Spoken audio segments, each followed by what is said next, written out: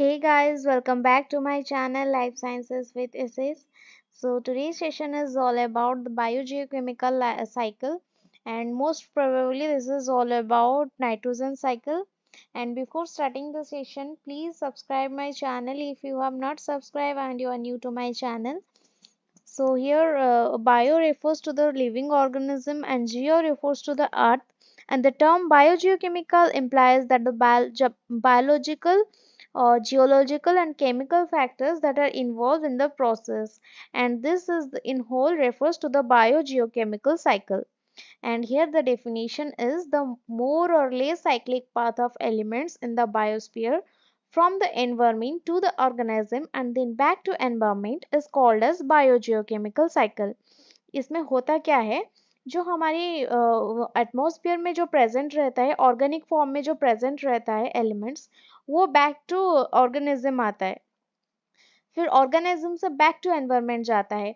ये जो cycle like from your biosphere to organism and then back to biosphere or environment is called as biogeochemical cycle. And according to Odom, he is a scientist, and according to him the chemical elements including all the essential elements of the protoplasm tend to circulate in the biosphere in characteristics path from environment to organism and back to environment. This is called as biogeochemical cycle in terms of Odom. And the close interaction of biological and geochemical process is reflected in the expression of biogeochemical cycles. यहाँ पे जो biogeochemical cycle होता है, इसमें जो biological और geochemical process की जो इंटर रिएक्शन है, इंटर रिलेशन है, जिससे हम इंटरडिपेंडेंट है, वो पता चलता है. जैसे बारिश होता है तो पानी आता है और वो पानी को हम यूज करते हैं, वो हुआ H2O का साइकिल. ऐसे होता है एलिमेंट्स का साइकिल, जैसे सल्फर हो या फिर ऑक्सीजन हो या फिर कार्बन साइकिल हो. कैसे होता है, कार्बन प्रेजेंट रहता है, फिर वो जब क्रस्ट में रहता है तब कार्बन फॉर्म में प्रेजेंट होता है, जब बॉडी में वो आता है कुछ और फॉर्म में आता है, जब बॉडी डिकम्पोज होता है फिर वापस कार्बन चला जाता है हमारा एटमॉस्फेयर में, योर बायोस्फीयर में, एनवायरमेंट में. फिर आता है ये न्यूट्रिएंट साइकिल. न्यूट्रिएंट साइकिल होता क्या है, the moment movement of elements and inorganic compounds which are essential to life in order to recycle and reutilized is called as nutrient cycle. इसे हम न्यूट्रिएंट साइकिल कहा जाता है. तो इसमें आता है this involves the exchange of material between living and non living components of the ecosphere, that is from cell to organism. जब सेल में जाता है तभी तो वो पूरे ऑर्गेनिज्म में फैल जाता है, एंड फिर ऑर्गेनिज्म से क्या होता है, कम्युनिटी में जाता है, होल कम्युनिटी ऑफ ऑर्गेनिज्म जो होते हैं उसमें जाता है, फिर क्या जाता है, कम्युनिटी से इकोसिस्टम में जाता है. तो ये होता है हमारे न्यूट्रिएंट साइकिल के रेगुलेशन. इसके बाद आता है nutrient cycle rate depends on various biotic, physical and chemical factors. जो न्यूट्रिएंट साइकिल होते हैं उसका बहुत सारे मतलब फैक्टर्स होते हैं जिसके ऊपर वो डिपेंडेंट रहते हैं, जैसे बायोटिक या फिर फिजिकल हो या फिर केमिकल हो. कुछ केमिकल्स ना मिलेंगे तो नाइट्रोजन साइकिल में नाइट्रोजन फिक्सेशन नहीं हो पाएगा, जहाँ पे हमारा इंडस्ट्रियल नाइट्रोजन फिक्सेशन होता है, या फिर नाइट्रोजन सही अमाउंट में अगर नाइट्रेट्स में होता है. जो केमिकल फैक्टर्स ये होते हैं. एंड फिर टाइप्स ऑफ बायोजियोकेमिकल साइकिल दो टाइप्स के होते हैं, ये हमारा होते हैं gaseous cycle and sedimentary cycle. Gaseous में लाइक हम ऑल जो गैसेस होते हैं in this reservoir is the earth atmosphere और hydrosphere related cycle is present, that is your nitrogen, oxygen, carbon, water, etc. And in sedimentary cycle what happens, in this reservoir it is the earth's crust. earth's crust में जो present होता है, जो ऊपरी हिस्से में जो present रहता है, like your iron, calcium, phosphorus, all these elements are present in the upper layer of the earth, that is your crust, and this is called as sedimentary cycle. फिर आता है हमारा रिसाइकलिंग पाथवेज. कैसे हम ये iron होता है ये बॉडी में चला जाता है, फिर वापस कैसे आता है, ऑक्सीजन हम ले लेते हैं फिर वापस कैसे आता है, कार्बन डाइऑक्साइड के थ्रू. ये सब होते हैं बायोजियोकेमिकल साइकिल के recycling pathways. And by microbial decomposition, these are the recycling pathways that I am telling. First one is your microbial decomposition. जब हमारी बॉडी के, जब हम मर जाते हैं, तब जब हमारी बॉडी गलने लगता है, सड़ने लगता है, तो क्या होते हैं, उसमें माइक्रो ऑर्गेनिज्म आ जाते हैं और वो डिकम्पोजिशन करने लगते हैं। जो हमारी एलिमेंट्स जो हमारी बॉडी में प्रेजेंट होता है, उसे वो मतलब अपनी फॉर्म में डाल के उसको एनवायरनमेंट में वापस छोड़ देते हैं। And by animal excretion, by direct recycling from plants to plants, through microbial symbionts, को सिम्बायोन्ट्स बन जाते हैं, जिसके थ्रू वो फिर से चले जाते हैं एटमॉस्फेयर पे।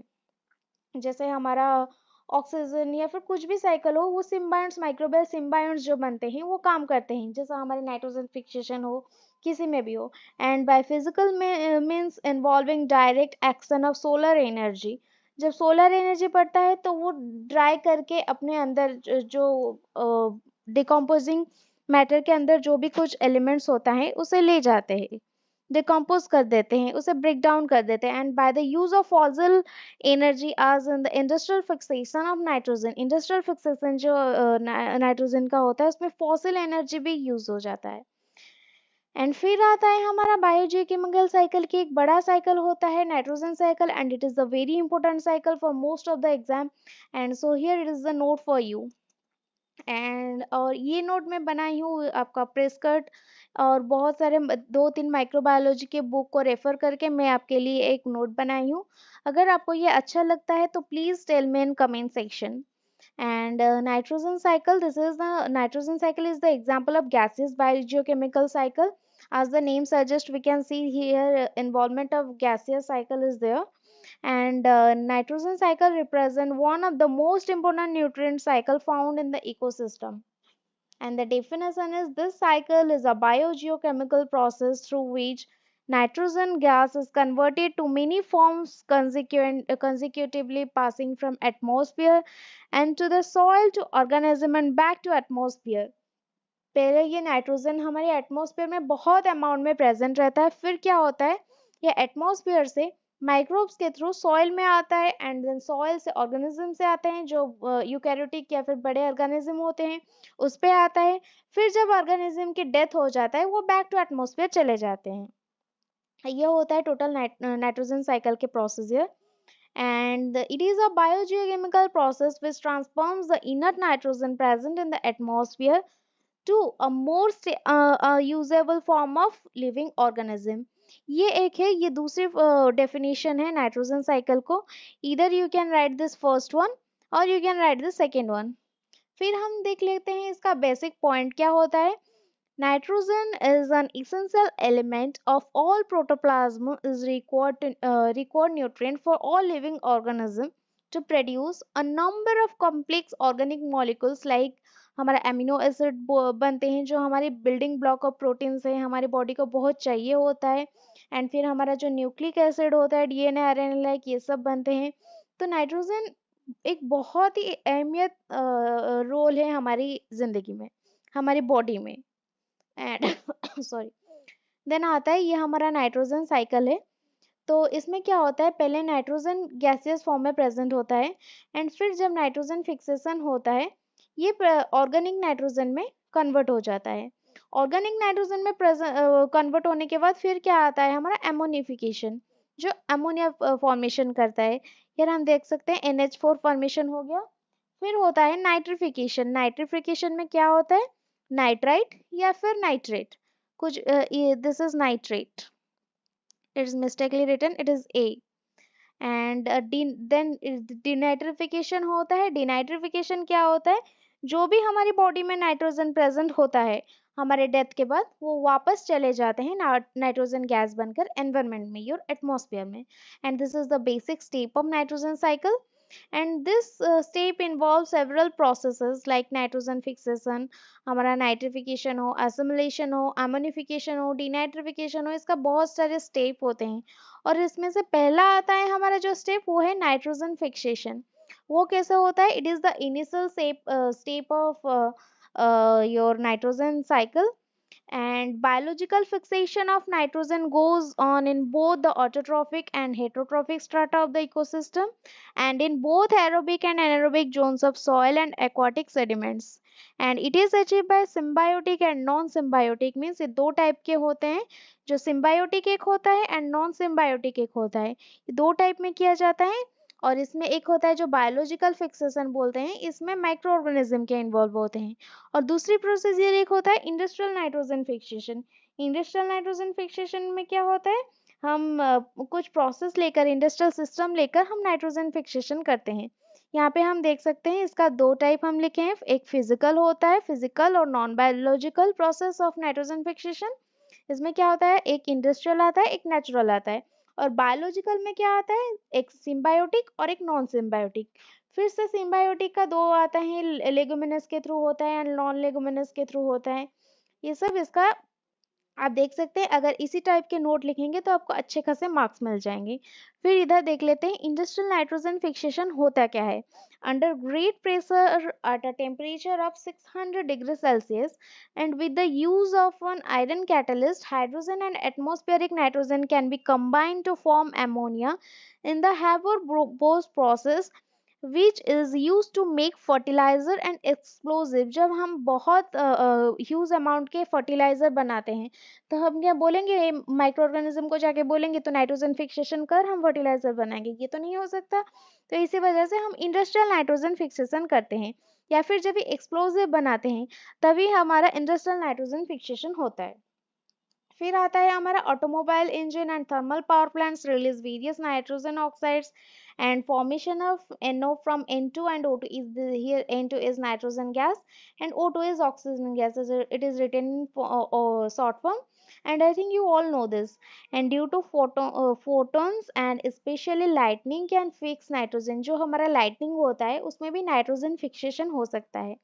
एंड इसका डेफिनेशन पे आते हैं, the process of conversion of atmospheric nitrogen to ammonia is called as nitrogen fixation. जो हमारा प्रोसेस होता है जिसमें एटमॉस्फेरिक नाइट्रोजन वो यूजेबल फॉर्म नहीं होता है, जब हम उसे यूजेबल फॉर्म बनाते हैं, और वो यूजेबल फॉर्म है क्या, अमोनिया, तो उसे हम बोलते हैं nitrogen fixation. sorry. And the conversion of nitrogen gas into nitrates and nitrites through atmospheric, industrial and biological process is known as your nitrogen fixation. And the entire process of nitrogen fixation is completed by symbiotic bacteria called diazotroph। ये diazotroph एक bacteria group of bacteria होते हैं, symbiotic bacteria होते हैं जो nitrogen fixation में help करते हैं। और इसका एग्जाम्पल क्या है, एजोटोबैक्टर, राइजोबियम, ये सब होते हैं इसका एग्जाम्पल्स। फिर आता है नाइट्रिफिकेशन। नाइट्रिफिकेशन क्या है, this is the process refers to the oxidation of ammonia to nitrate via nitrite. पहले अमोनिया से नाइट्राइट बनता है, फिर नाइट्रेट बनता है, पहले NO2 बनता है, फिर उसके बाद NO3 बनता है, and by the presence of nitrifying bacteria. ये प्रोसेस होता है नाइट्रिफिकेशन के। एंड अमोनियम ऑक्सीडाइजर जो होते हैं वो है नाइट्रोसोमोनास। ये बैक्टीरिया को आपको याद रखना है, ये बहुत ही इंपॉर्टेंट बैक्टीरिया है। Nitrosomonas, then Nitrospira, Nitrosococcus and Nitrosolobus, ये सब बैक्टीरिया होते हैं अमोनियम ऑक्सीडाइजर। और नाइट्रेट ऑक्सीडाइजर क्या होते हैं, Nitrobacter, Nitrospina, Nitrococcus. And the first step of oxidation of ammonia to nitrate is called as nitrosification. This is the first step of oxidation of ammonia to nitrite. And इसका reaction आप देख लेते हैं, ये हम बैलेंस इक्वेशन किए हैं, 2NH4 plus 3O2 which gives rise to 2NO2 which have a negative ion plus 4H plus 2H2O, and after balancing we get 2NO2 which have one negative ion, negative charge, plus O2, and this gives rise to 2NO3 which contains negative ion।